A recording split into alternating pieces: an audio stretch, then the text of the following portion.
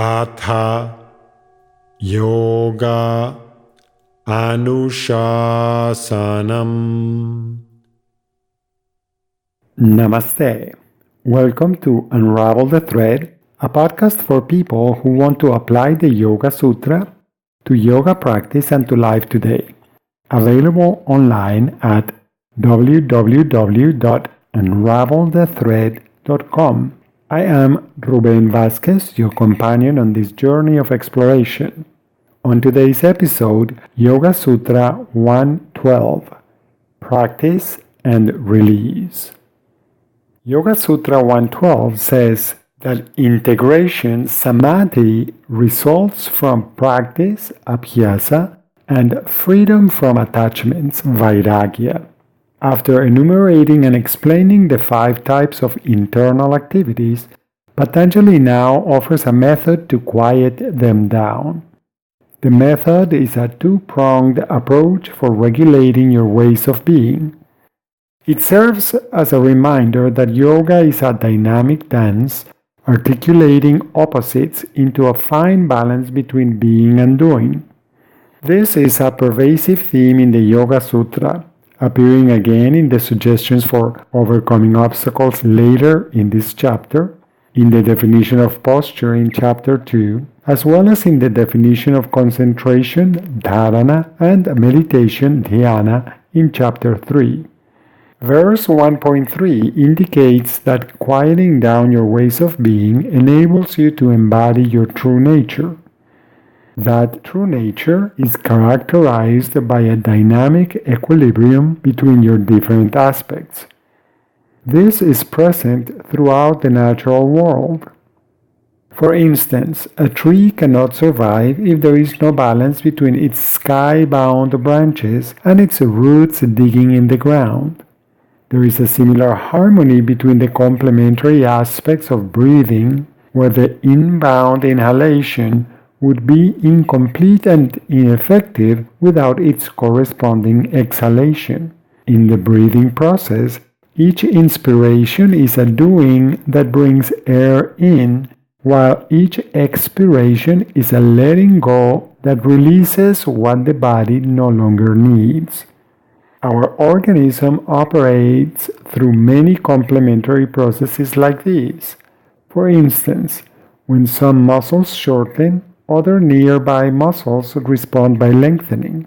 Our nervous system is constantly balancing out the outward orientation of the sympathetic nervous system with the inward orientation of the parasympathetic nervous system. In this sutra, Patanjali recommends articulating the complementary processes of practice, abhyasa, and release, vairagya, to move towards a deeper integration of all internal systems for living in harmony with everything that is. This strategy combines doing, practice, abhyasa, with being, letting go of attachments, vairagya. In the definition of yoga in verse 1.2, the idea of self-regulation was introduced. The combined strategy in this verse offers a means for self-regulation. The first step is to notice your tendencies, the ways of being, vrittis, mentioned in 1.2 and explained in Sutras 1.5 to 1.11. Keep in mind that anything you practice, even what you practice unconsciously, will become stronger. The practice, abhyasa, is to keep coming back to presence by attending consciously to the moment you are in. The ways of being will often generate distractions, pulling you away from presence. When that happens, you let go of attachments to the distracting ways of being. You also let go of attachments to the expected outcomes of your actions, and, of course, you let go of self-judgment. This is vairagya. This strategy is encapsulated in an idea mentioned before. The practice is to keep coming back to presence without strain, without struggle, without self-judgment, and with a friendly attitude that brings a gentle smile to your face. The combination of practice and detachment can be summarized as acting with gentle persistence.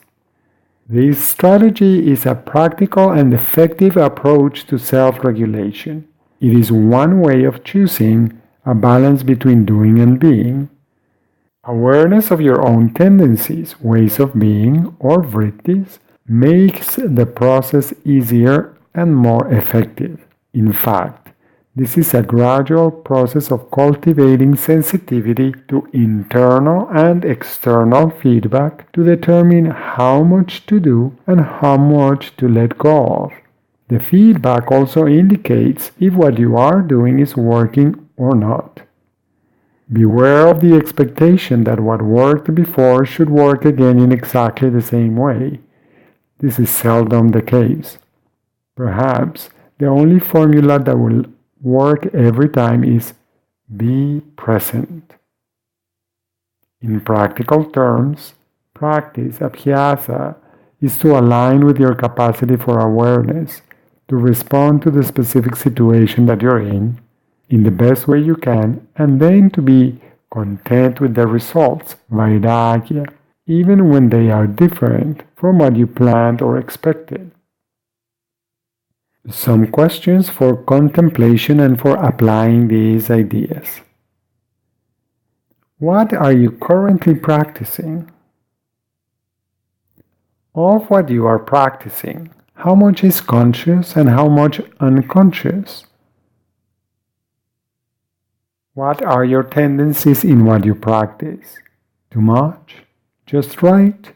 Too little? What are you attached to?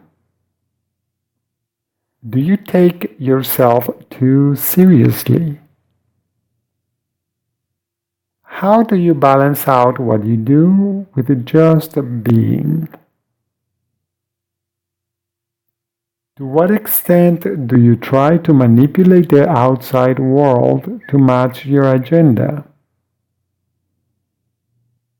How do you know that you have found a point of equilibrium between being and doing? As usual, you can explore with curiosity the direct experience of chanting this sutra. You can choose to chant the traditional version, Abhyasa Vairagyabhyam Tannirodha, or you can chant each word individually. Abhyasa Vairagyabhyam Tat Nirodha. Abhyasa Vairagyabhyam Tat Nirodha. Abhyasa Vairagyabhyam Tat Nirodha. Abhyasa Vairagyabhyam Tat Nirodha. Abhyasa Vairagyabhyam Tat Nirodha. Thank you very much for listening. I hope you can join me for the next episode when we continue exploring each individual sutra. Next time, Sutra 13 in Chapter 1. Please remember that you can find more information at unravelthethread.com. I would appreciate it if you could share this podcast with other like-minded people. Thank you. Until next time, Namaste.